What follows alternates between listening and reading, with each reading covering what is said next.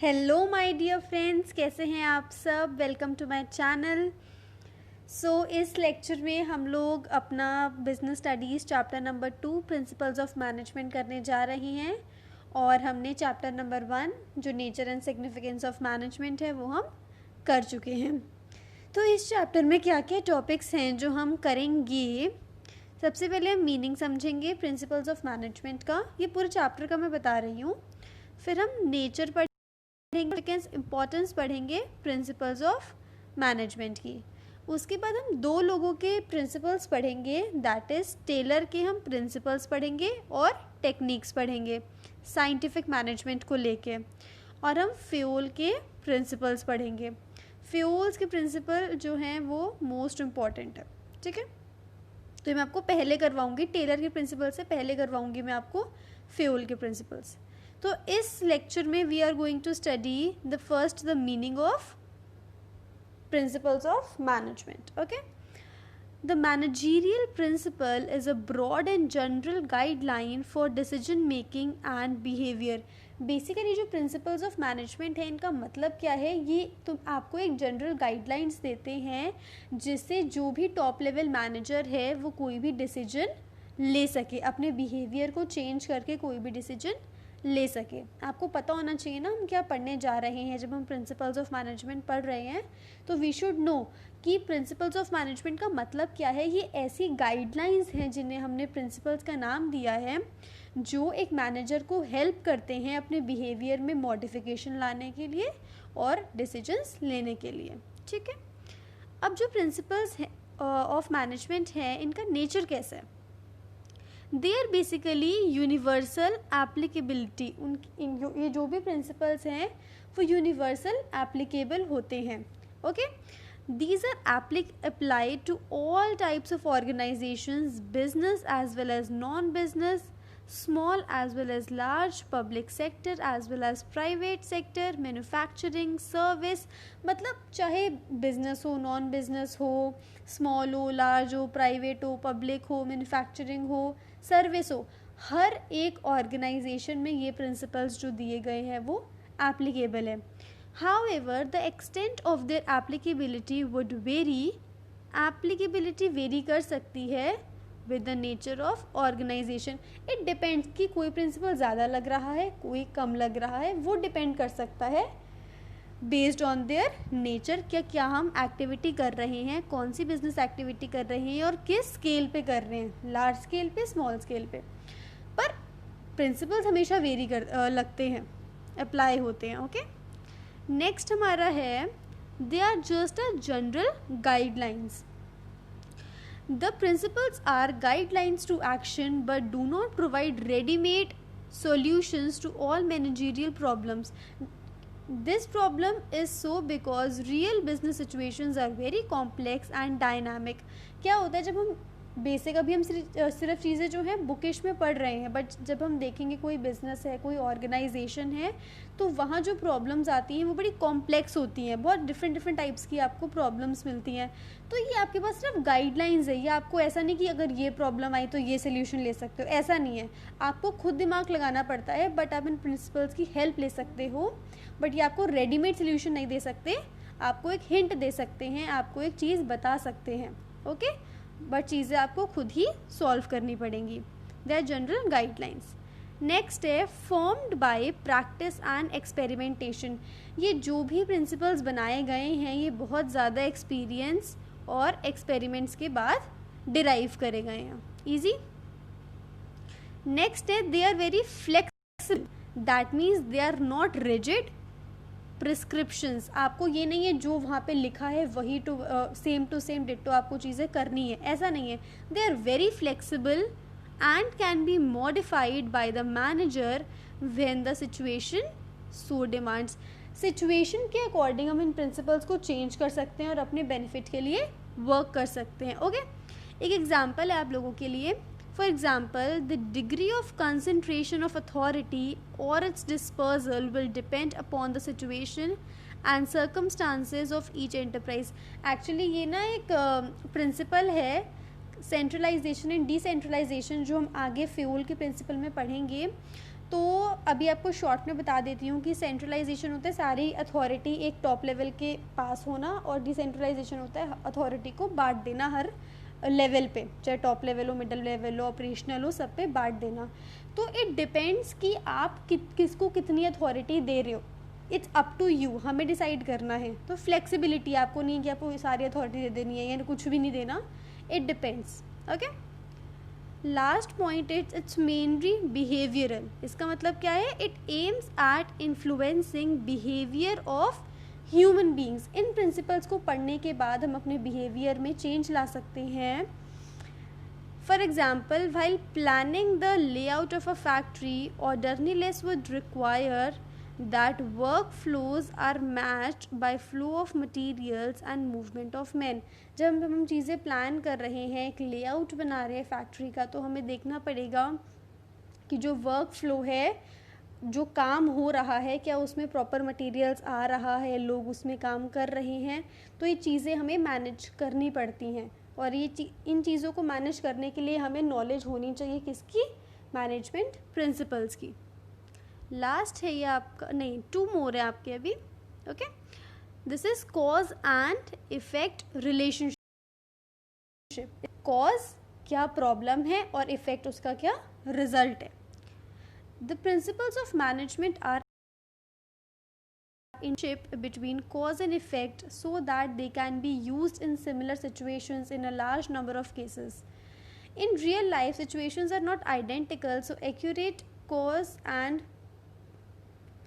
effect relationships may be difficult to establish। वो कह रहे हैं कि जो ये आपके प्रिंसिपल्स हैं, ये आपको कॉज एंड इफेक्ट रिलेशनशिप बनाते हैं। अगर ये प्रॉब्लम है तो आपको सिमिलर सोल्यूशन जो है इन प्रिंसिपल्स में आपको मिल जाएगा। बट वो कह रहे हैं in real life the situations are not as identical. आपको जो भी आप रियल लाइफ में फेस कर रहे हो प्रॉब्लम्स, आपको वो सेम टू सेम आइडेंटिकल मतलब सेम टू सेम आपको नहीं मिलेंगी वो प्रॉब्लम्स या उसके सोल्यूशंस आपको प्रिंसिपल्स में। आपको खुद ढूंढने पड़ेंगे, फ्लेक्सिबिलिटी लानी पड़ेगी। They are just the general guidelines, ये आपको रेडीमेड सोल्यूशंस नहीं देते हैं। So accurate cause and effect relationship may be difficult. तो इसीलिए बहुत डिफ़िकल्ट होता है इनका कॉज एंड। लास्ट पॉइंट है contingent. Okay, the application of principles of management is contingent और depend upon the prevailing situation at the particular point of time. This principle has to be changed as per the requirement.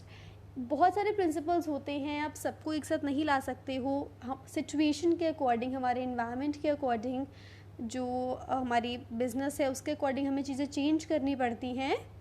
तो it's not a fixed कि आपको यही चीज़ें principal रखनी है, आपको change करते रहना पड़ेगा as per the prevailing situation. This completes our nature.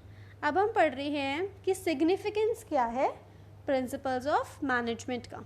Okay, आपको ब्रेक लेना है, आप पॉज ले लो 2 मिनट्स, रिवाइज कर लो जो मैंने पढ़ाया अपनी एनसीईआरटी के नोट्स, तो आपको डिस्क्रिप्शन बॉक्स में मिल ही जाएंगे। ड्राइव का लिंक है, आप उस पर क्लिक करो और इसको डाउनलोड कर सकते हो आप। ठीक है, अब हम पढ़ रहे हैं significance. What are the importance of principle of management. क्यों जो मैनेजर्स हैं उनको क्यों ज़रूरी है कि वो मैनेजमेंट प्रिंसिपल्स पढ़ें। क्या है पहला, providing managers with useful insights into reality.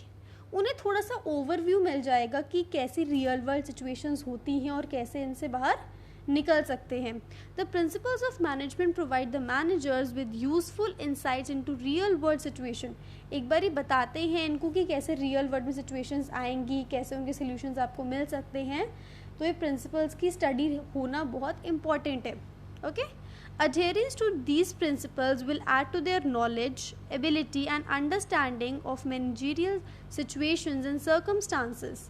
अगर आप इनको पढ़ोगे तो आपको इसको नॉलेज मिलेगी, एबिलिटी मिलेगी, आप अंडरस्टैंड कर सकते हो इसके सॉल्यूशंस और circumstances. So will enable managers to learn from the past mistakes and conserve time by solving recurring problems quickly। तो इससे क्या होता है, जो प्रिंसिपल्स बने हैं ये काफ़ी चीज़ों को देख के एक्सपेरिमेंट होके बने हैं। तो जो मैनेजर्स पहले ही गलती कर चुके हैं और जो नए अब आ रहे हैं मैनेजर्स, अगर वो इनको पढ़ेंगे तो वो ये गलती दोबारा रिपीट नहीं करेंगे और टाइम अपना सेव करेंगे और प्रॉब्लम्स को सॉल्व करने के लिए। ठीक है, नेक्स्ट पॉइंट है optimum utilisation of resources and effective administration को पढ़ते हैं तो हम अपने रिसोर्सेज जो हमारे पास है उनको ऑप्टिमम उनका यूटिलाइजेशन कर सकते हैं. कैसे? Resources both human and material available with the company are limited. जितने भी हमारे पास रिसोर्सेज है चाहे वो ह्यूमन कैसे हैं, लिमिटेड है. They have to be put to optimum use in such a way, हमें ऐसे उन्हें यूज करना पड़ेगा in such a way that maximum benefit with minimum cost can be derived. ऐसे यूज करना है कि हमें प्रॉफिट मैक्सिमम हो और हमारी कॉस्ट मिनिमम लगे. Principles equip the managers to foresee the cause and effect relationship for their decisions and their actions. ये जो प्रिंसिपल्स है मैनेजर्स को बता देते हैं कि जो भी आप प्रिंसिपल लगा रहे हो अपनी ऑर्गेनाइजेशन पे, जो भी आप अप्लाई कर रहे हो, उसका कॉज एंड इफेक्ट रिलेशनशिप क्या है. एग्जाम्पल के तौर पे अगर आप एक प्रिंसिपल मानो डिसिप्लिन, अगर आप वो लगा रहे हो तो आपको उसका इफेक्ट पता है. अगर डिसिप्लिन है आपके वर्कर्स के साथ के पास, वो फॉलो कर रहे हैं डिसिप्लिन, तो आपको पता है हर काम ढंग से होएगा, टाइम पे होएगा, वेस्टेज नहीं होगी. तो दिस इज वन एग्जाम्पल. ऐसे कोई भी हो सकता है. नेक्स्ट है साइंटिफिक डिसीजन. साइंटिफिक डिसीजंस लेने के में हमें हमारी मदद करता है. ये decisions must be based on facts, thoughtful, justifiable in terms of intended purpose. They must be timelistic and subject to measurement and evaluation. Management principles help in thoughtful decision making. They emphasize logic rather than blind faith. अरे भाई क्या लिख दिया, बड़ा tough सा. अरे कुछ नहीं है. ये कह रहे हैं साइंटिफिक डिसीजंस लेने में मदद करता है क्योंकि जो ये प्रिंसिपल्स बने हुए हैं ये लॉजिक से बने गए हैं.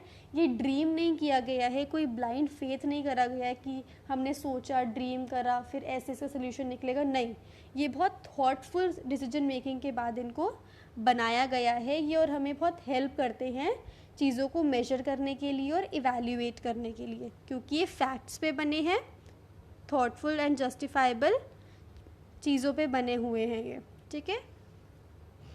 नेक्स्ट है आपका meeting changing environment requirements. Okay, इसका मतलब क्या है, ये हमें हेल्प करता है जो भी इन्वायरमेंट चेंज हो रहा है उसे कोप अप करने में. कैसे? Although the principles are in the nature of general guidelines but they are